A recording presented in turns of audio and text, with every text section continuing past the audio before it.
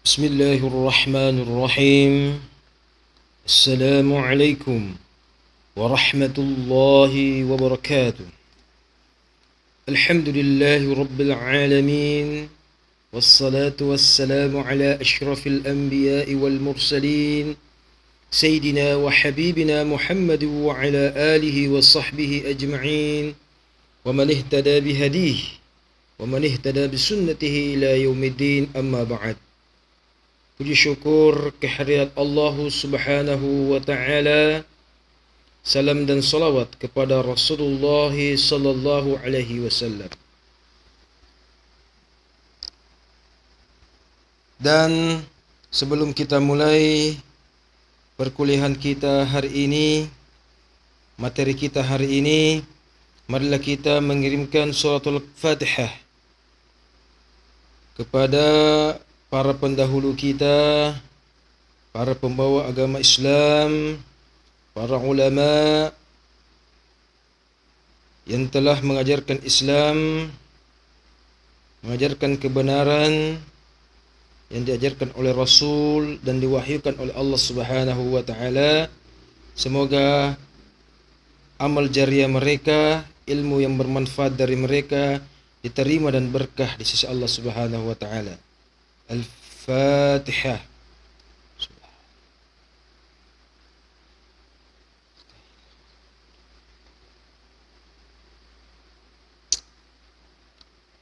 Berbicara tentang kajian tafsir Indonesia, berbicara tentang tafsir tarbawi dan akhlak, berbicara tentang tafsir secara umum sebagai kata kunci dari berbagai mata kuliah yang ada, pelajaran yang ada, yaitu tentang tafsir. Berkaitan tentang tafsir, maka kita harus memahami terlebih dahulu sebagai bekal di pertemuan awal ini, apa perbedaan antara tafsir dan ilmu tafsir. Begitu pula apa perbedaan antara ilmu tafsir dengan ilmu Al-Quran atau ulumul Quran. Tentu jelas perbedaannya antara ketiga ini, plus apa perbedaannya antara Al-Quran itu tersendiri. Jadi ada 4 term yang harus kita permantap dulu sebelum mengkaji tentang salah satu cabang dari tafsir ini, kajian tafsir di Indonesia maupun tafsir tarbawi maupun tafsir-tafsir lainnya. Itu bersumber dari kajian umum, yaitu tentang tafsir. Sehingga materi kita kali ini adalah orientasi kuliah tentang 4 term tersebut sebagai informasi dan pemahaman kita, sehingga kita bisa memiliki gambaran umum tentang lari kemana, ruang lingkupnya dan batasannya kajian kita selama 1 semester ini. Al-Quran, tentu kita tahu apa itu Al-Quran ya. Begitu pula ilmu Al-Quran, apa bedanya. Kemudian ilmu tafsir, apa tafsir itu sendiri ya. Berbicara tentang Al-Quran, yang perlu kita garis bawahi adalah apa firman Allah kepada Rasulullah SAW kepada kita. Apa firman Allah? Berarti berbicara tentang bunyi.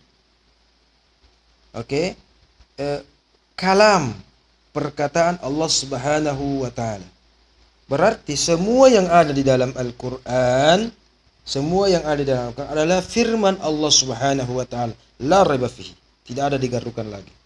Tapi hati-hati adik-adikku, kalau Anda terjebak dari pendapat dari orientalis atau seseorang atau oknum yang meragukan Al-Quran, yang mengatakan bahwa ternyata ada di dalam Al-Quran bukan firman Allah, dan itu banyak. Sehingga kalau kita ditabrak dengan pendapat begini dan ditabrak lagi dengan mereka memberikan contoh, misalkan wa idh qala Musa, ingatlah ketika Musa berkata, berarti Al-Quran ini firman Allah, perkataan Allah atau perkataannya Musa. Belum lagi di dalam Al-Quran ada perkataan Ibrahim, perkataan malaikat, perkataan jin, iblis, Adam, perkataan yang lainnya. Berarti ini adalah kumpulan firman atau kumpulan perkataan dari banyak subjek, banyak kalangan. Sementara definisi kita yang pertama, Al-Quran itu menurut Manaul kalamullah al-munazzal ala Nabi Muhammad SAW al-muta'abbad bitilawatihi. Berarti firman Allah. Bagaimana dengan kalau ada di dalam Al-Quran katanya ada perkataan yang lain, itu mengindikasikan bahwa pandangan tersebut keliru. Semua yang ada di dalam Al-Quran adalah 100% firman Allah Subhanahu wa taala. Tetapi bagaimana cara menjawab dengan contoh-contoh yang disampaikan? Ingatlah ketika Musa berkata, Adam berkata, malaikat berkata.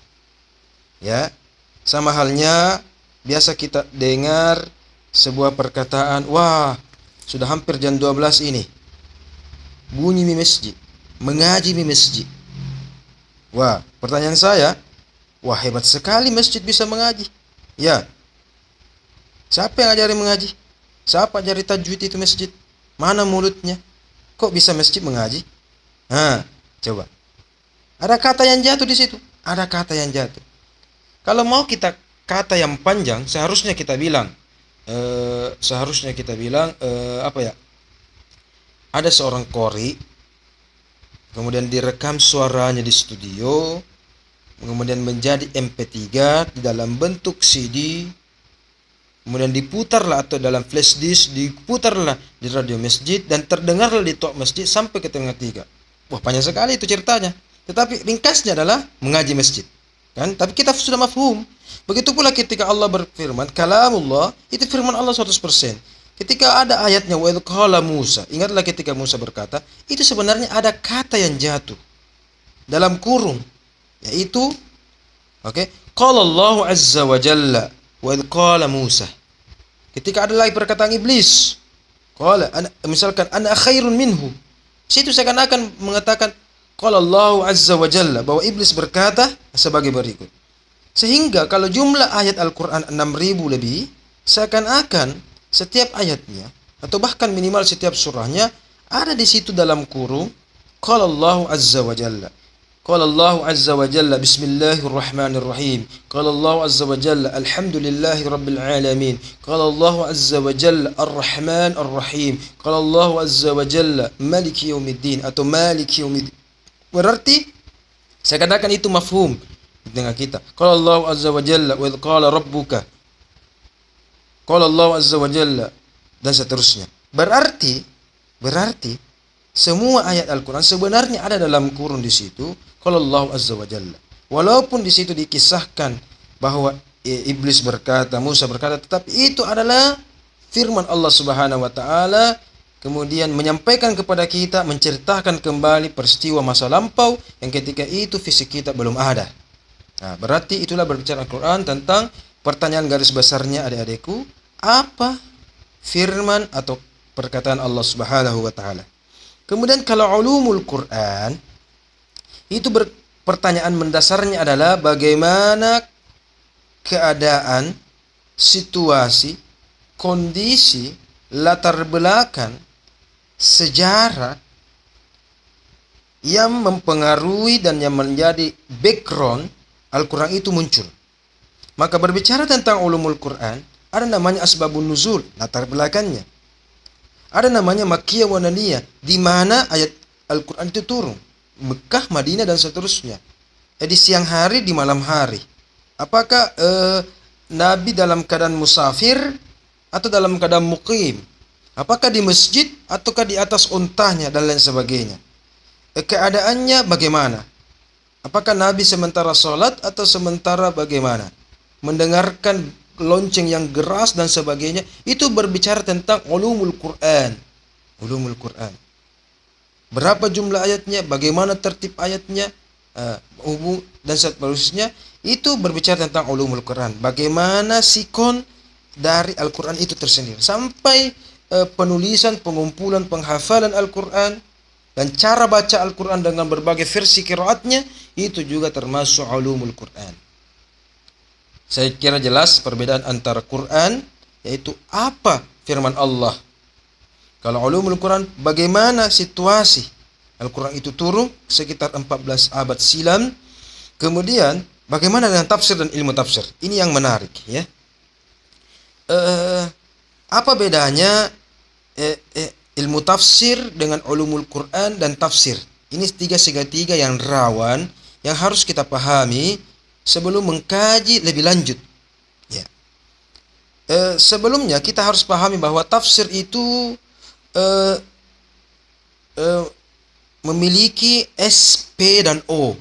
Menurut Pak Kiai, dalam memahami sesuatu ada namanya jami' mani dan harus lengkap SPO-nya, subjek, predikat, dan objeknya. Supaya kita tahu itu apa itu tafsir, oke, kita harus tahu S subjeknya apa, P predikatnya apa, dan O objeknya apa. Ya. Subjeknya siapa, predikatnya bagaimana, dan objeknya apa. Berbicara tentang tafsir, subjeknya cuma satu, namanya mufassir. Mufassir. Jadi yang bisa berbicara tentang tafsir adalah mufassir. Maaf, doktor tafsir bukan mufassir, belum tentu. Profesor tafsir belum tentu. Ya, mungkin hanya dia profesor metodologi, doktor metodologi tafsir. Ya. Tetapi mufassir itu berat. Bagaimana syarat-syaratnya? Taruhlah di Indonesia contohnya seorang mufassir adalah Quraish Shihab. Dulu Buya Hamka, ya.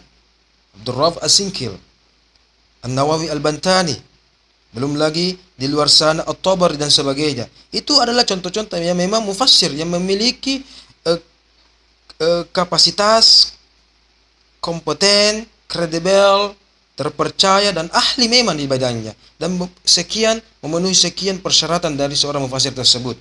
Bisa kita merujuk ke kitab Manal-Qatan, Al-Itqan, dan beberapa kitab yang lain tentang syarat-syarat susah dari menjadi seorang mufassir, ya.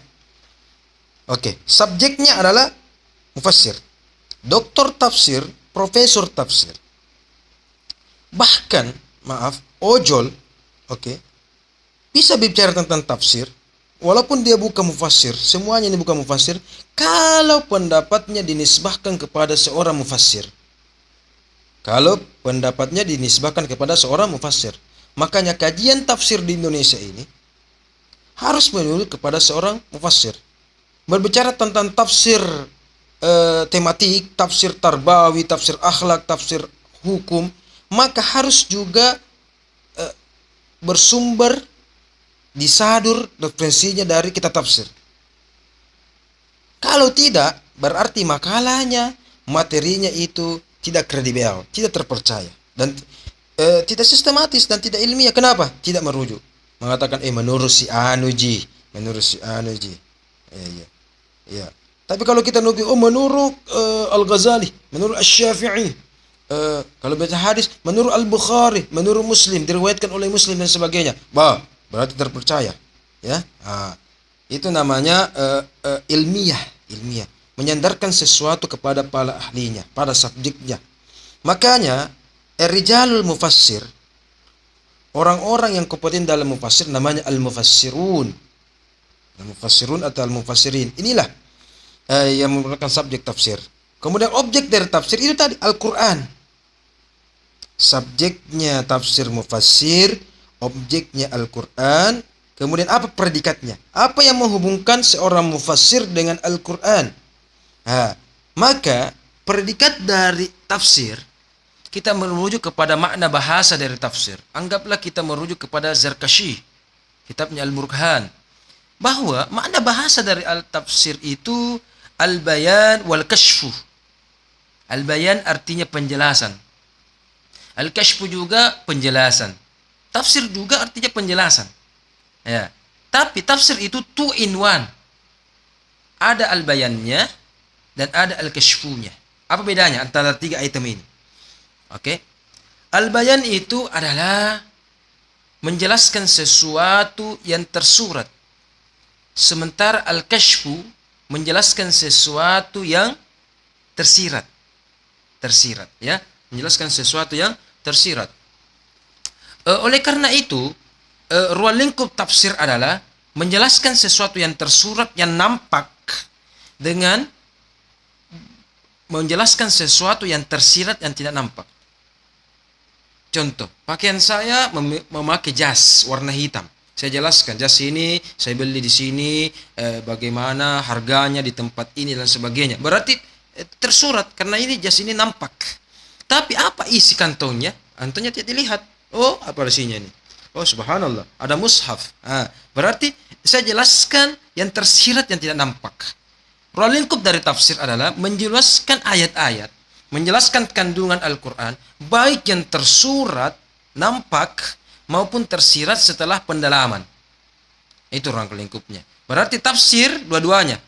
Ya, tafsir itu al-bayan plus al-kashfu. Maka al-kashfu itu terkadang diartikan menyingkap. Tirai ketika dibuka, tersingkap. Kenapa tersembunyi? Apa di dalamnya? Ada hijab tersembunyi.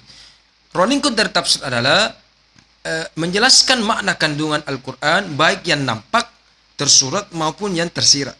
Kemudian, al-bayan juga condong adalah menafsirkan sesuatu yang mudah dipahami, sementara al-kashfu adalah menjelaskan sesuatu yang sedikit kompleks, rumit. Ya, jangan berarti ayat ini rumit kita tinggalkan. Contoh, alif lam mim. Ulama tidak tinggalkan.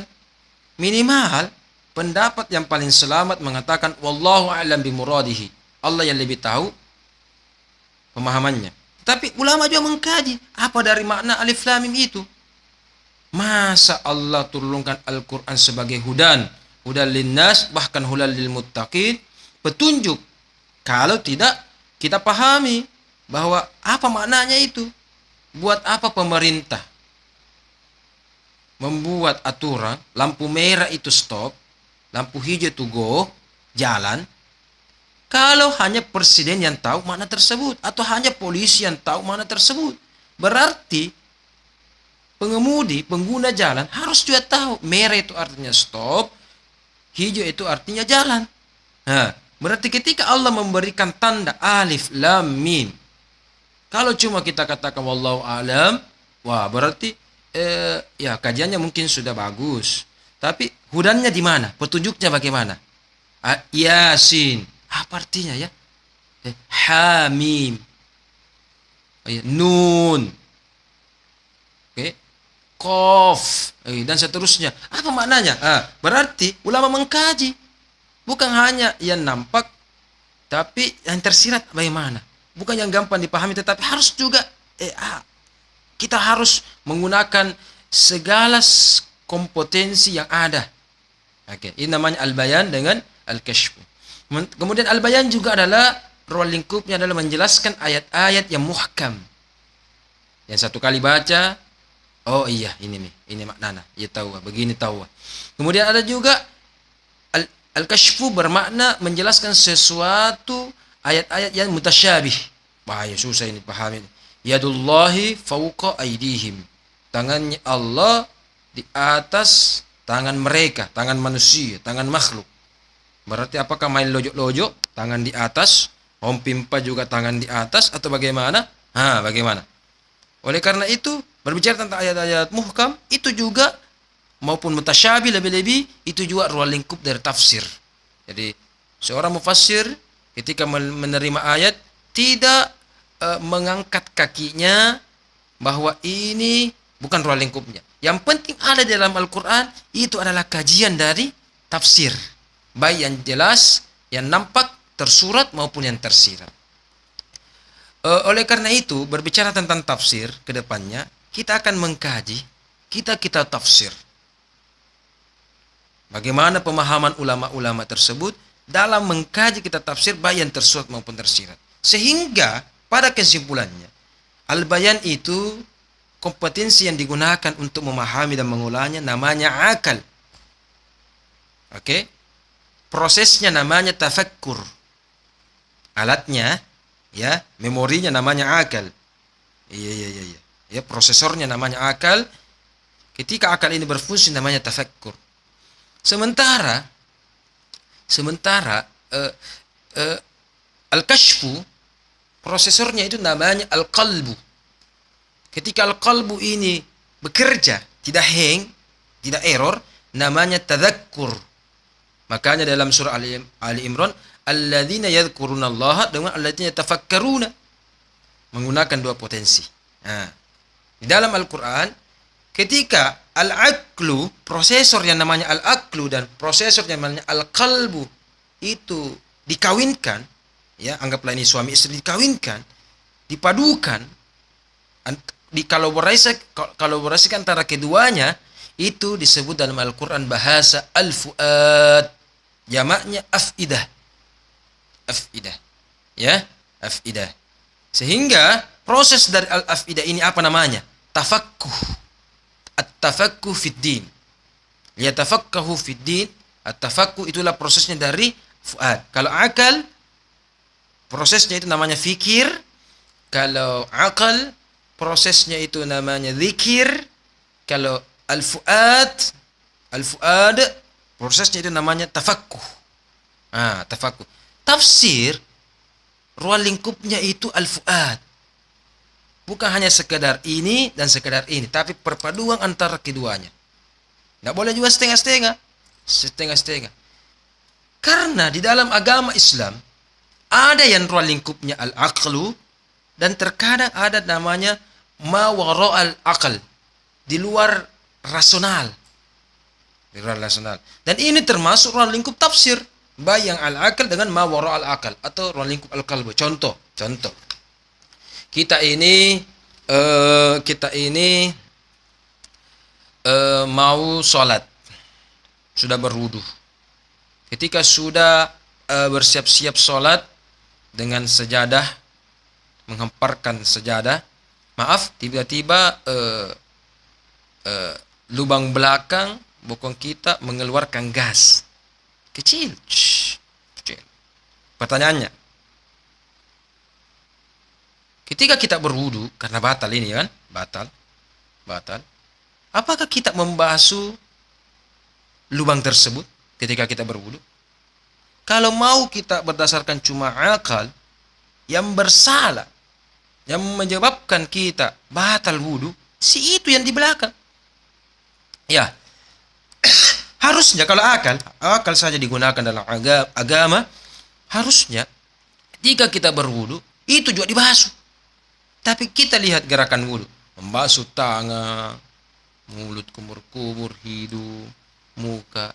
Seakan-akan tangan dibasuh, berkata, apa salahku? Si bokong yang kentut, buang gas, kenapa saya dibasuh? Muka juga, kenapa saya? Hidung juga, saya hanya mencium, dan sebagainya. Harusnya itu yang dia. Tapi, Islam itu bukan hanya sekedar al-aqlu, tapi ada terkadang ma wara al-aql. Imam Ali bin Abi Thalib radhiyallahu anhu karramallahu wajhah pernah berkata, sekiranya agama itu cuma al-aqlu saja, maka ketika orang masul khuffain itu ketika kita berwudu, kemudian pakai khaf, pakai kaos besar atau kaos kaki atau sepatu besar itu melewati mata kaki, dengan keadaan tertentu. Kemudian ketika kita berwudu, pas gerakan terakhirnya membasuh kaki, masul khuffain, misalkan kita sementara pakai sepatu, yang diusap cuma sepatu bagian atasnya. Kata Ali, harusnya yang disapu kalau akal sepatu bagian bawahnya, karena itu yang menginjak tanah dan kotoran. Kenapa agama menyuruh kita bagian atasnya? Sekiranya hanya berdasarkan akal saja.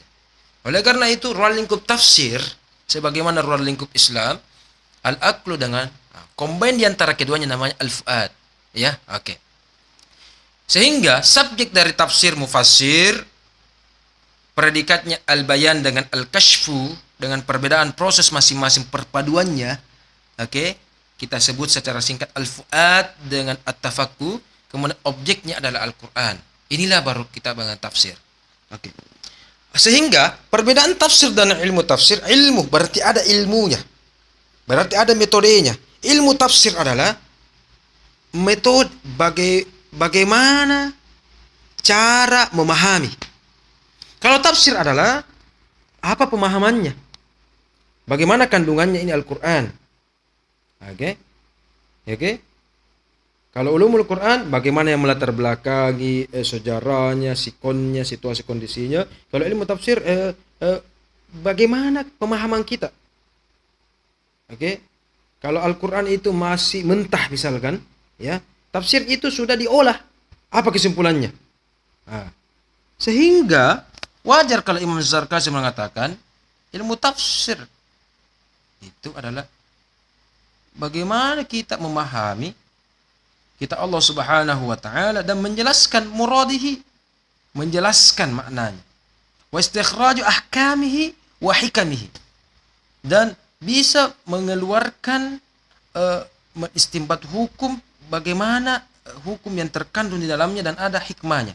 Kalau hukum berarti ruang lingkupnya ini. Hikmah ruang lingkupnya ini. Berarti dua-duanya kita harus kaji. Kalau tafsir, apa kandungannya? Apa pemahamannya? Apa konklusinya? Oke, sehingga ini yang kita amalkan. Kalau ilmu tafsir, bagaimana ilmu tentang memahami tersebut? Contoh, biasa kita dengar Al-Quran yang berbunyi aqimis shalah, yuqimus shalah. Oke, aqimus shalah, yuqimunas shalah. Itu banyak dijumpai, sekitar 100 puluhan ayat di dalam Al-Quran tentang kata-kata salat begitu kan? Anggaplah kita katakan aqimus shalah, aqimus shalah. Berdasarkan kata-kata aqimus shalah, kita dapat memberikan kesimpulan secara ringkas setelah membaca berbagai kitab tafsir bahwa ternyata wajib bagi muslim laki-laki dan muslim perempuan muslimah untuk menunaikan sholat 5 waktu sehari semalam. Dari perkataan aqimis shalah tersebut di dalam Al-Quran.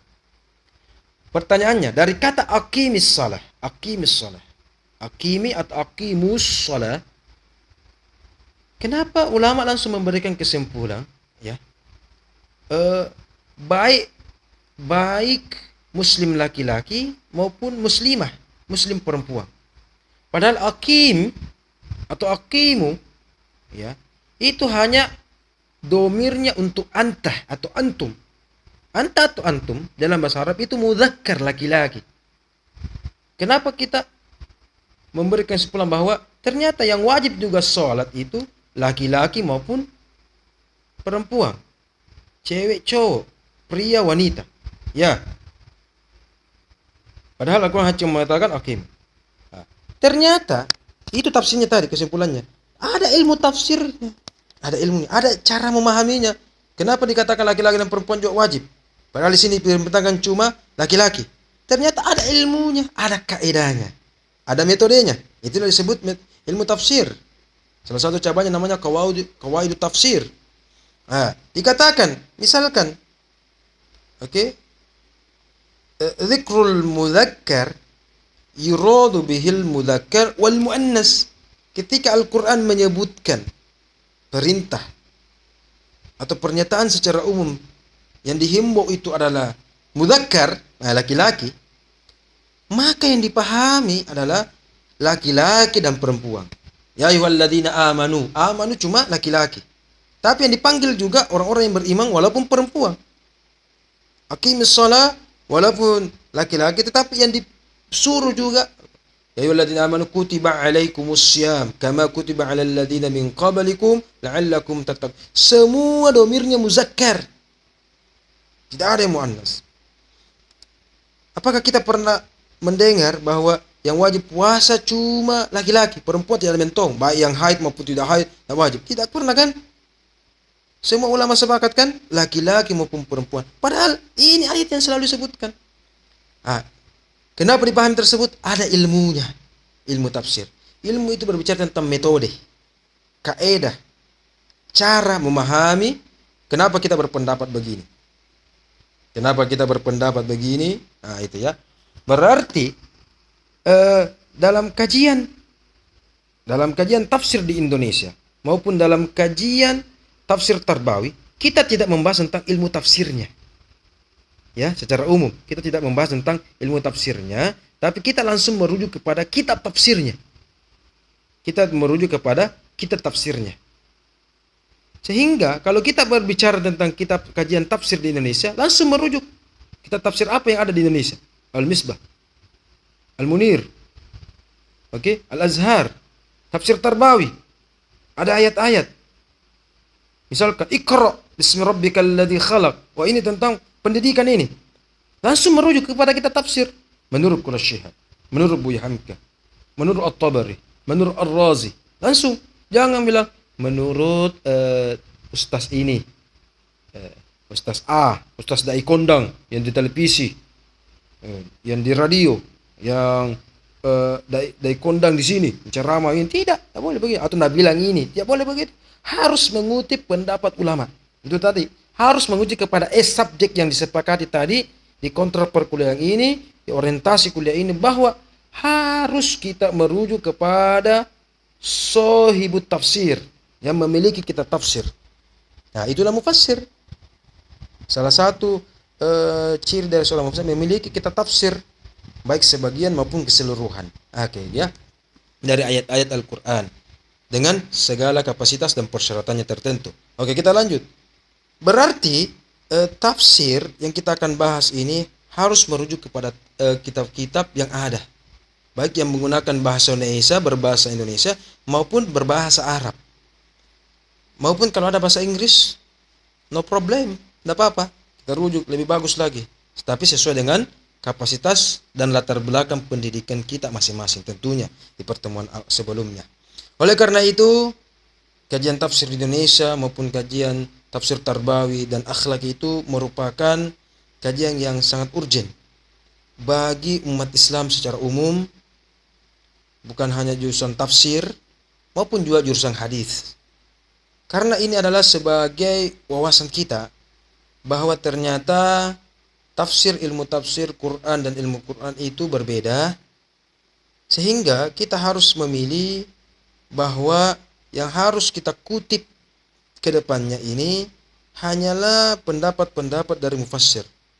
Ya, itu yang disunnahkan ya, disunnahkan. Bagaimana kesimpulannya ini? Bagaimana pendapat ini menurut imam ini, menurut ini, dan disunnahkan. Saya sunnahkan kepada Anda semua, bisa juga merujuk ilmu tafsirnya, itu lagi kajian lebih dalamnya secara tuntas. Menurut ini pendapatnya ini, menurut ini pendapatnya ini. Oh, bagus ya. Kemudian kalau mau diskusi, kenapa ulama ini mengatakan ini? Apa alasannya? Apa latar belakangnya? Dan seterusnya, ya. Contoh, ya. Kita berbicara tentang ruang lingkup tafsir dan contohnya, misalkan ada firman Allah yang berbunyi aula mastumun nisa. Ini berbicara tentang hal-hal yang membatalkan wudu, ya. Ada tafsir, ada sebuah penafsiran di negeri sana yang jauh, negeri Arab secara umum, di daerah tertentu ya, saya lupa apa nama kitab tafsirnya itu dijelaskan, kitabnya itu dijelaskan bahwa ulama tersebut menafsirkan bahwa yang dimaksud an-nisa ini, ya, secara umum kita berpendapat an-nisa adalah wanita, ya, wanita yang bukan muhrim, bukan mahram. Tapi mereka berpendapat yang dimaksud di sini an-nisa yang membatalkan jauh wudu bukan hanya wanita jenis kelamin laki wanita, tetapi yang dianggap atau yang menimbulkan syahwat walaupun jenisnya sama. Ya, sehingga ia memberikan contoh lelaki dewasa menyentuh kulit lelaki remaja itu batal wudunya. Saya ulang, lelaki remaja, ada yang berpendapat lelaki dewasa menyentuh kulit lelaki remaja kan belum ada kumis, masih anak-anak SD, ya, kecil, SMP, ya, itu batal wudunya. Ternyata cek and recheck, mungkin ini pendapat tidak cocok dengan latar belakang kita, tapi ia menggunakan aspek sosio-historis, sosial kemasyarakatan yang ada di sana, bagaimana kultur budaya masyarakat di sana dan bagaimana aspek historis. Ternyata bisa saja itu betul. Apalagi di daerah Sodom. Dan kita kenal daerah tersebut tempatnya Nabi Lut alaihissalam. Bagaimana Nabi Lut? Laki-laki kepada laki-laki. Sehingga bagaimana kalau begitu? Menyentuh begitu bisa menimbulkan, tapi bagi mungkin wilayah tertentu, terbatas. Tentunya kalau di Indonesia mungkin tidak ya. Sehingga lelaki remaja itu yang tidak ada kumisnya karena mungkin gagah atau dianggap cantik sekali, sehingga mungkin menimbulkan sesuatu. Karena spandengnya tinggi, syahwatnya tinggi, langsung juga membara, mendidih, ya, mendidih. Sehingga wajar wanita-wanita Arab menutup. Karena mungkin dia hanya melihat mukanya sudah mendidih. Kalau kita belum. Misalkan ya, melihat muka dari lelaki remaja yang orang Arab gagah-gagah kan, mancung-mancung putih-putih misalkan di suku-suku tertentu, dikira cantik, kemudian bergelora nih. Dan seterusnya. Sehingga ulama tersebut berani berfatwa khusus mungkin di daerahnya itu. Ya, berarti ada alasannya, ada ilmu tafsirnya. Tafsirnya itu tadi. Tafsirnya ini tadi. Tapi ingat, sebelum saya tutup perkuliahan ini, di antara 4 item ini, Al-Quran, ilmu tafsir dan tafsir, cuma Al-Quran yang sifatnya al-haq, kebenaran. Sementara tiganya ini, ilmu Al-Quran, ilmu tafsir dan tafsir, sifatnya as-shawab, benar. Al-haq adalah kebenaran absolut, tak terbantahkan, final, tidak bisa dirubah lagi. Tidak bisa diperdebatkan lagi. Jumlah ayat Al-Quran sekian, jumlah surah Al-Quran sekian, juz sekian, mau ditambah, mau dikurang, tidak boleh. Sudah final. Sementara ulumul Quran, tafsir, ilmu tafsir, itu kebenarannya as-shawab. Kebenarannya bersifat relatif. Menurut Anda benar, menurut saya tidak. Menurut saya benar, menurut Anda salah. Itu. Sehingga tafsirannya tersebut mungkin benar di wilayahnya dia, tidak cocok di wilayah kita. Begitu pula benar di wilayah kita, tidak cocok di wilayah mereka. Oleh karena itu, tafsir itu ruang lingkupnya as-shawab. Sehingga wajar kalau kita kumpulkan mulai kitab tafsir pertama sampai yang terbaru saat ini, mungkin sudah ratusan jilid, ribuan jutaan halaman. Padahal Al-Quran yang al-haq tebalnya cuma kurang lebih 300-400 halaman, 500 halaman saja, 500-600.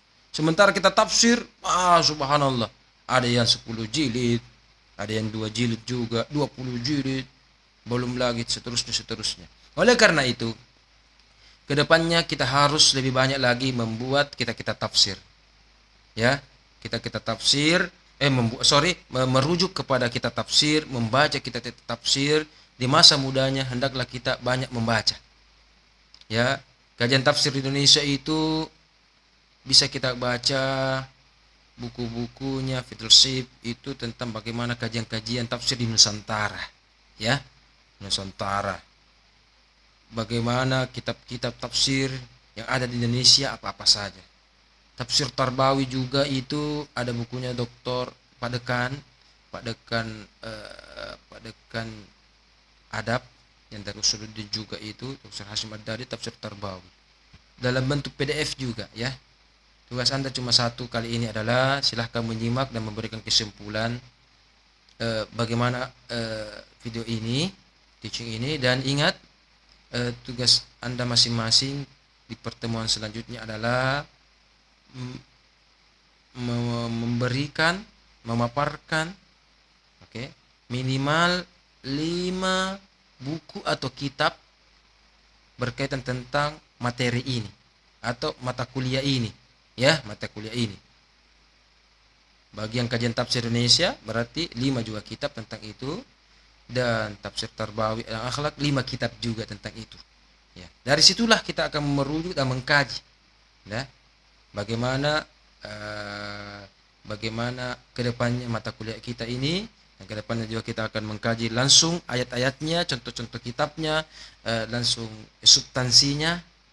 Oke, baik dalam bentuk presentasi maupun pemaparan dari dosen pemandu. Oke, sudah hampir sejam kita bersama. Mohon maaf kalau ada kekurangan. Terima kasih atas perhatiannya. Wabillahi taufiq wal hidayah. Wallahu yahdi man yasha'u ila siratal mustaqim. Wallahu nas'alu ayyuwaffiquna ila ma fihi al khair was sa'adah. Wassalamualaikum warahmatullahi wabarakatuh.